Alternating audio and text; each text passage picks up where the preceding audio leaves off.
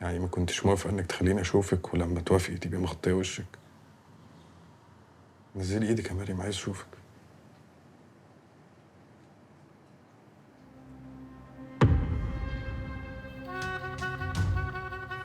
ايه ده؟ ايه اللي حصل؟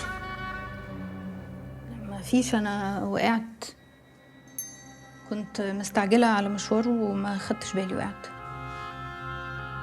وقعتي؟ ولا مروان ضربك؟ مروان بيمد ايده عليك يا مريم، صح؟ انا قلت لك ده بني ادم مؤذي، عشان خاطري سيبيه. في ايه يا زياد؟ ما انا بقول لك وقعت، ما فيش حاجه. انت بتكدبي يا مريم. هو بيضربك وانت بتداري عليه ليه؟ انت ليه مكمله معاه؟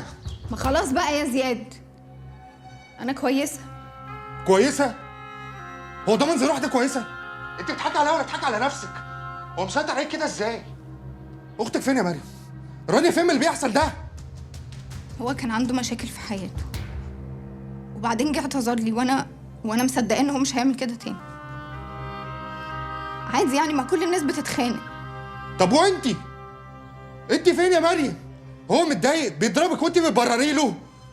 ده عامل لي غسيل مخ الواطي. انا متاكده ان هو بيحبني، متاكده ان هو ما يقدرش يعيش من غيري، وبعدين انا ما ينفعش انسى ان هو الوحيد اللي فضل واقف جنبي لما اتكسرت. ده اوطى خلق الله.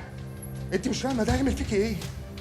انا قالب عليه الدنيا هنا. خلاص يا زياد، خلاص لو سمحت، كفايه بقى كده.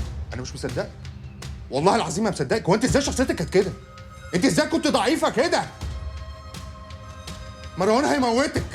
خلاص يا زياد، بقول لك كفايه. لا مش كفايه. اللي انت بتقولي عليه ان هو بيحبك ده مش هيسيبنا في حالنا. هياخد عربيته وهياخد مريم. مريم